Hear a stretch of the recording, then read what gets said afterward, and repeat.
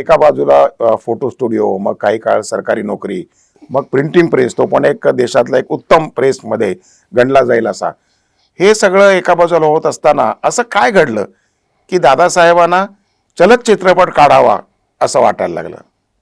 हो, आता असंच झालं की त्यांनी जेव्हा हा व्यवसाय बंद केला आणि त्यांनी प्रॉमिस केलेलं त्या मावजींना की मी तुम्हाला कॉम्पिटिटर परत कॉम्पीट करणार नाही. म्हणजे दुसरा कोणतरी प्रेसवाले पण परत आले की आपण लक्ष्मी आर्ट बंद झाला, आपण सरस्वती आर्ट काढूया. पण दादा सांगितलं मी त्या माणसाला प्रॉमिस केलं की मी परत या धंद्यामध्ये येणार नाही. दादांचे नातेवाईक पण जे होते म्हणजे अनेक जवळचे ते फार दादांवर भडकतात की काय एवढा चांगला व्यवसाय त्यांनी सोडला. आणि ते अक्षरशः ते म्हणाले काय म्हणजे काय तुला पाहिजे, काय का का सुधारलं. पण त्यांच्याकडे उत्तर नव्हतं, कारण दादा म्हणाले की मी असं अर्धवट काम नाही करू शकत. आणि मग त्याच विवंचनेत आता पुढे काय, या विवंचनेत ते गिरगाव बॅक रोडला संध्याकाळी एक 7 वाजल्यासमोर आपल्या मोठ्या मुलाला भालचंद्रला घेऊन बाबारायला घेऊन फिरत होते. तेवढ्यात त्यांना तिथे इंडो अमेरिका एक्झिबिशनमध्ये तिथे एक लाईट्स दिसले, बँड दिसला. आणि मग बाबा म्हणाला की आपण बघूया का ते. मग ते काय त्यांनी तिकीट काढलं आणि आतमध्ये जाऊन त्यांनी अक्षरशः दोघेही म्हणजे तो मुलगा पण पागल झाला आणि दादा आणि बाबाराय घर गेल्यावर त्यांनी आईला सांगितलं की आज आम्ही ना हल्दी चित्र बघितली. तर काकी तिला म्हणायची, काकीचा विश्वासच बसत नव्हता काय. मग दुसऱ्या दिवशी दादा काकीला पण घेऊन जातात आणि तो चित्रपट असतो लाईफ ऑफ जीसस क्राइस्ट. आणि या चित्रपटाने अक्षरशः दादांच्या डोक्यामध्ये वेगळं काहीतरी हे आलं. त्यांना मेरेयोजी मीरा दिसायला लागते, जिजसजी रामकृष्ण दिसायला लागतात. मग त्यांना असं वाटायला लागतं की आपले देवादेवावर आपली संस्कृती ही कधी दिसणार, मग मी ती दाखवीन. आणि मग त्यांचं एकंदर आपण म्हणतो की रुटीन बदलतं आणि ते डिसाईड करतात की मी स्वदेशी चित्रपट नक्की मीच काढीन. म्हणजे दादासाहेबांनी त्या चित्रपटापासून प्रेरणा घेऊन आपल्या भारतीय संस्कृतीचे दर्शन घडवणारे चित्रपट यायला पाहिजेत या भावनेनं या चित्रपट व्यवसायाकडे त्यांनी पाहिलं. खरं तर दादासाहेबांच्या मनावर ज्या काळात या चलत चित्रपटांनी मोहिनी घातली त्याच काळात देशातल्या अनेक कलाकारांना देखील या चित्रपटांना भुरळ घातली होती. म्हणजे अगदी आपल्या महाराष्ट्रातच हरिश्चंद्र बाटवडेकर म्हणून होते, सावेदादा त्यांना म्हणायचे, त्यांनी देखील चित्रपट निर्मितीचे काही प्रयोग त्या काळी केले होते.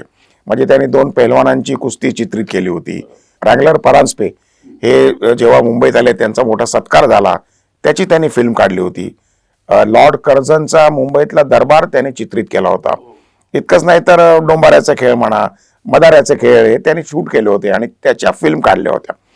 फक्त हे सगळं करताना त्यांनी पूर्णतः परकीय तंत्रज्ञान वापरलं होतं. कॅमेरे परकीय होते, त्याची प्रोसेसिंग सुद्धा परदेशात होत असे. त्याचवेळी बंगालमध्ये हिरालाल सेन आणि ज्योतिष सरकार हे देखील चित्रपट बनवण्याचा प्रयत्न करत होते. पण भांडवलाअभावी त्यांचे चित्रपट काही पूर्णत्वाला गेले नाही. त्यात वंगभंगाच्या चळवळीविषयी एक चलत चित्रपट काढला होता. तो ब्रिटिशांना काहीतरी जनतेमध्ये असंतोष निर्माण करेल असं वाटलं आणि तो प्रकाशित होण्याच्या आधीच त्यांनी जप्त केला. आपल्याकडे नानाभाई चित्रे यांनी दादासाहेब तोरणे यांच्या दिग्दर्शनाखाली एक चित्रपट काढला होता, पुंडलिक. भक्त पुंडलिक. पण तो चित्रपट हा एक नाटकच त्यांनी बसवलं होतं आणि ते नाटक चित्रित केलं होतं. कॅमेरा समोर लोक पात्र यायची आणि ऍक्टिंग करायची. त्यामुळे आणि त्यातही पुन्हा परदेशी तंत्रज्ञान, त्याचं प्रोसेसिंग परदेशी, त्यामुळे तो चित्रपट देखील काही तसा भारतीय चित्रपट गणला जात नाही. आणि म्हणूनच ह्या सगळ्या पार्श्वभूमीवर दादासाहेबांनी जो त्यांचा पहिला चित्रपट केला राजा हरिश्चंद्र, तो पूर्णतः स्वदेशी मंत्रावर आणि स्वदेशी तंत्रावर मगाशी मी म्हटल्याप्रमाणे अवलंबून होता. आता हा पहिला चित्रपट काढताना त्यांना कुठल्या कुठल्या संकटांचा सामना करावा लागला? अक्षरशः म्हणजे एक हरिश्चंद्राची राजा हरिश्चंद्राचे पात्र याच्यासारखी त्यांची परीक्षाच होती, सत्व परीक्षा. कारण सिनेमा याविषयी कोणालाच काही माहिती नव्हतं भारतामध्ये आणि सगळंच आपण म्हणतो ते शिकून आलेले तिकडून. आणि सिनेमा हे टेक्निकच पूर्णच वेगळं होतं, की नाटकाची लोकांनी सवय होती, सिनेमाची नव्हती. नाटकाचं कसं की एक आवाज चांगला असा की खपून जायचं, पण सिनेमाचा तसं नव्हतं. तुमच्या चेहऱ्यावर पण भाव पाहिजे आणि अनेक गोष्टी वेगळ्या होत्या. आणि या या गोष्टींमध्ये त्यांना सगळ्यांना पहिलं म्हणजे त्यांना सगळ्यांना ट्रेनिंग द्यायला लागलं. म्हणजे बरं, त्यांना सिनेमा हेही माहीत नव्हतं. त्यांनी कलाकारांची निवड केली, पण सिनेमा म्हणजे काय असतं हे कोणालाच काही नीट माहीत नव्हतं. आणि शिवाय प्रॉब्लेम असा झाला की त्यांच्या मुलाला भूमिका का करायला लागली, की त्या चित्रपटामध्ये राजा हरिश्चंद्रमध्ये त्या मुलाला सरण्यावर ठेवलं जातं आणि त्यामुळे कुठलेच आईवडील तयार नव्हते की त्यांच्या मुलाला द्यायला, की त्याला असं आम्हाला बघायचं नाही. त्यामुळेच मग लोकांनी सुचवलं, नातेवाईकांनी किंवा मित्रांनी, की तुमचा बाबा राय आहे ना, मग बाबा रायाला चित्रपटात घेतलं. आणि मग महत्त्वाचा प्रॉब्लेम होता तारामती. तारामती एवढी सुंदर राणी, आणि दादांना असं वाटत नव्हतं की इतक्या छान याला तेव्हा स्त्रिया काम नाही करायच्या, होत्या तर फारच कॉस्टली होत्या, म्हणजे एक्सपेन्सिव्ह होत्या आणि बिलो स्टँडर्ड वाटायचं लोकांना सिनेमात काम करायला, चांगल्या स्त्रियांना वगैरे.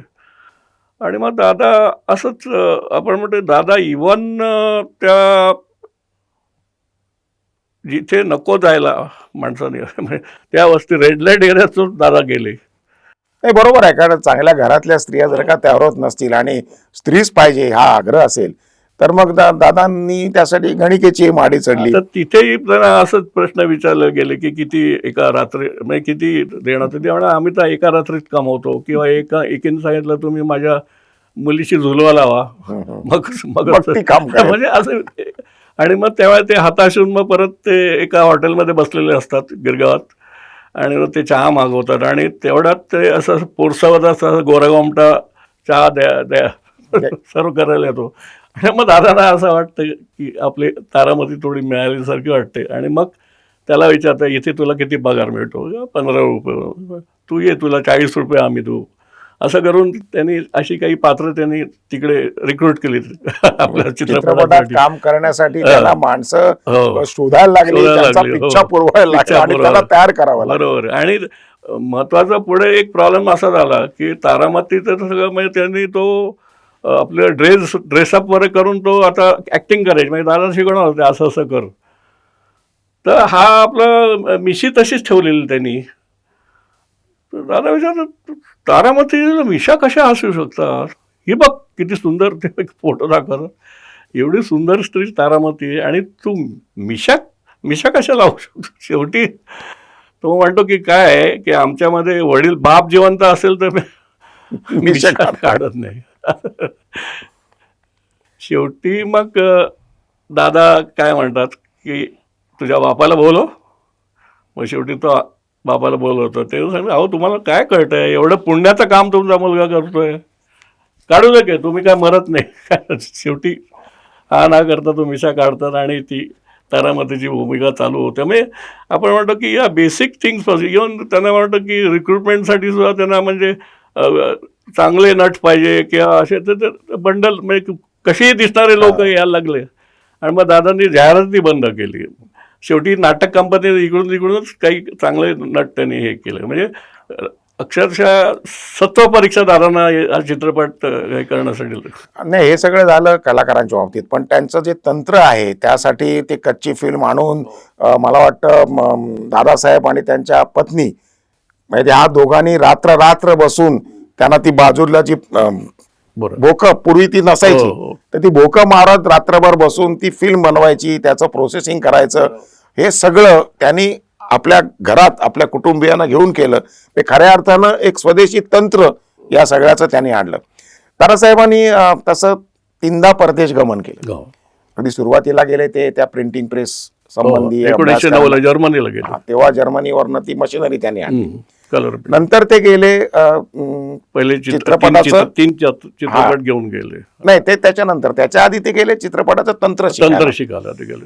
तर तिथे जसं मुंबईत असताना त्यांनी तो येशू आणि मेरीचा चित्रपट पाहिला, तसं त्या दौऱ्यामध्ये त्यांनी ऑर्डर तर दिली कॅमेरा आणि त्यासाठी कच्ची फिल्म, ते मिळायला काही वेळ लागणार होता.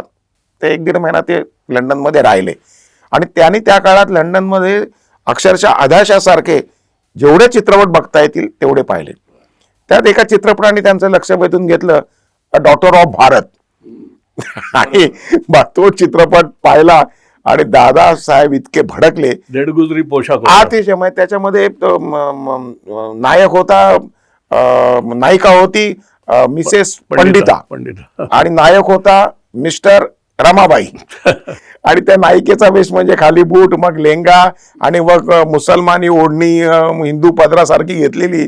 आणि जे काय त्याच्यामध्ये दाखवत होते त्यांनी दादासाहेब अतिशय उद्विग्न झाले. ते बास्कोप विकलीचे जे संपादक होते केबर्न, त्यांनी सांगितलं हे असले तुम्ही विटंबना करताय आमच्या देशाची, आणून दाखवीन तुम्हाला. हा, तर ते म्हणाले की काय खरं काय आहे, खरं काय आहे ती मी माझी फिल्म घेऊन 1 वर्षांनी लंडन मध्ये येईन तेव्हा तुम्हाला दाखवीन. बरोबर. म्हणजे किती कॉन्फिडन्स एखाद्या व्यक्तीला असावा स्वतःच्या क्षमतेवर.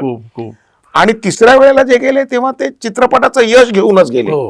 पण त्यावेळी पण काहीतरी असं घडलं की काहीतरी ते मानेदार उत्तर देऊन परत आले. काय होता तो सगळा प्रकार? असं झालं होतं की दादासाहेबांना त्यांची जी कारखान्यातली मशिनरी होती ती पण आधुनिक करायची होती, कारण ती हँड ड्रिव्हन होती शेवटी, आणि त्यांना ते इलेक्ट्रिफिकेशनवर सुद्धा करायचं होतं. त्या दृष्टीने पण ते लंडनला जातात आणि त्यांना दाखवायचं असतं की तुम्ही जी संस्कृती समजत होता की आमची संस्कृती भारताची कुठे रानटी आहे का, असं कुठेतरी गैरसमज आहे त्या लोकांमध्ये, तर माझ्या या चित्रपटांनी कळेल की राजा हरिश्चंद्रसारखे लोक इकडे होऊन गेलेत, किती रिच आहे. आणि ती दाखवायला मी तिकडे येतोय आणि ते तिकडे जेव्हा जातात आणि दाखवतात तिकडे त्याचं आपण पब्लिक आपण स्क्रीनिंग, तर अक्षरशः ते लोक प्रेमात पडतात सगळे तिकडचे टीकाकार आणि सगळे तिकडचे स्थानिक लोक. आणि काहींचे मग रिपोर्ट्स पण येतात की बाबा ABC पण माहीत नाही, सेमी स्किल्ड लोकांकडनं सिनेमाचं स्पेलिंगही ज्यांना नीट येत नाही अशा लोकांकडनं यांनी कामं करून घेतली आणि ती surprisingly they are technically excellent result. आणि मला वाटतं का केबर्नीच त्यांच्याविषयी बरंच मध्ये त्यांनी खूप स्तुती केली. आणि मग त्यामुळे काय झालं की त्यांच्याविषयी खूप लिहिलं गेलं. आणि मग ते हेपर्थ म्हणून होते लिडिंग प्रोड्युसर तिकडचे, ते तर प्रेमातच पडले. त्यांनी दादानं सांगितलं की आता एक काम करा, तुम्ही इथे स्थायिक व्हा, कलाकार आणि बाकी सगळं, किंवा इथे स्थायिक व्हा, कलाकार बिकार तुम्ही तिकडून मागवा आणि मी तुम्हाला 20% पार्टनरशिप आणि 300 पाऊंड सॅलरी देतो, बस तुम्ही इथे राहायचं.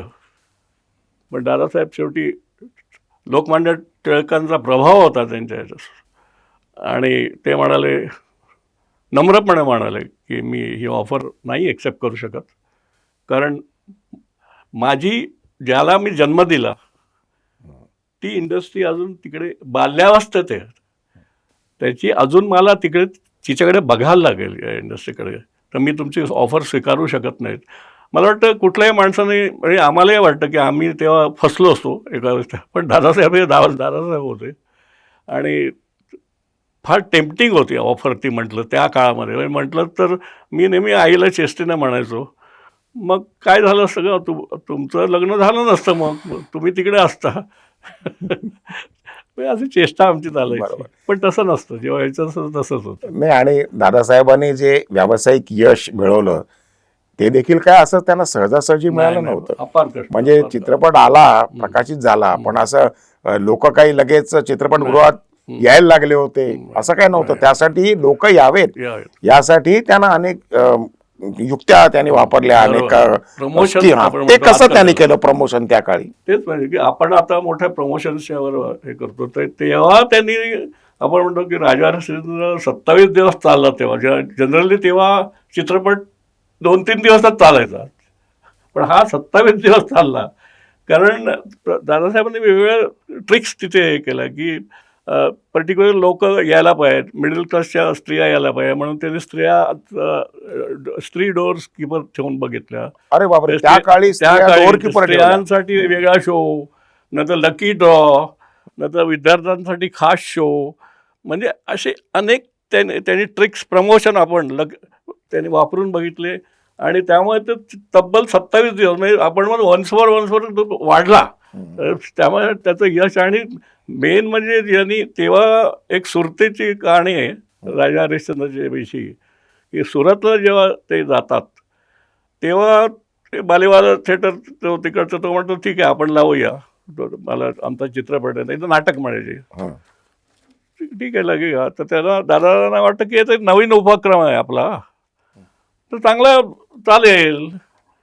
पण बघतात तर काय, पहिल्या दिवशी चित्रपटाला त्यांच्या 24 लोक फक्त आणि 3 रुपये उत्पन्न.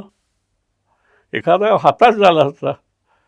आणि ते थिएटरचा मालक पण म्हणतो आता काय करायचं.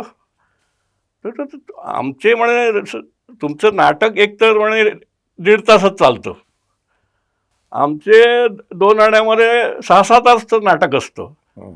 तर तुम्ही काय करा, आयदर तुम्ही नाटकाचे तुमचं जे नाटक आहे ना ते वाढवा, नाही तर पैसे कमी करा. असं विचित्र पेच टाकतो. नाहीतर मला लॉस आहे, मी काय करू म्हणे. दादासाहेब काय हरणारे नसतात. त्यांनी एक पॅम्पलेट करतात जाहिरातीचं आणि गावावर पाठवतात तिकडे, आणि त्याच्यावर लिहिलेलं असतं बेआना में जोइए 52 इंच चौड़ो एंड 2 माइल लांबू 57,000 फोटोग्राफ जोइए. म्हणजे 1.5 इंचाच्या टेपवरची 2 मैलाच्या टेपवरती 57,000 फोटो एकत्रित बघा असं सांगितल्यामुळे त्याला अक्षरशः मग ते गर्दी रोज उसळली. अक्षरशः 300 रुपये ते 3,000 रुपये झालं आणि रोज शो हाऊसफुल झाले. असं 1 महिना चाललं त्यांचं. म्हणजे ही जी प्रमोशनची जी आयडिया, जसं प्रमोशनची अजून एक त्यांची पुण्याची आहे. पुण्याला तेव्हा चित्रपटगृह नव्हतं, बरोबर. पण तेव्हा तिथे पाठक नावाचे गृहस्थ होते, त्यांनी पिठाची गिरणी टाकली होती नुकतीच पुण्यात. आणि त्या पिठाच्या गिरणीच्या पॉवरवर बाजूला असलेल्या ठिकाणी चित्रपट दाखवायचा. मग त्याने काय केलं की सुरू केलं. हा की ह्या गिरणीमध्ये इतक्या रुपयाचं इतक्या पैशाचं दळण दळलं की एक तिकीट मिळणार, इतक्या जास्त दळण ढळलं तर वरच्या वर्गाचं तिकीट मिळणार. अशा प्रकारची पब्लिसिटी केली आणि ती पाठकांची गिरणी आणि दादासाहेबांचा राजा दोन्ही तुफान चालले. नाही खरोखर हे प्रमोशन आपण म्हणतो आता पण, म्हणजे प्रमोशनवर खूप असतं. तर ते दादाने तेव्हाच आपण त्याच्यामध्ये ते पायनियर आहेत आपण म्हणतो. मग दादांचा एक मुखपट सुपर डुपर हिट ठरला असं तुम्ही नेहमी सांगता, तो कुठला आणि काय होतं त्याच्या हिट होण्याचं रहस्य? दादासाहेब फाळके यांच्या सुपर डुपर हिट ठरलेल्या या मुखपटाविषयी जाणून घेऊया ध्येयव्रती दादासाहेब फाळके या यूट्यूब मालिकेच्या पुढच्या भागात.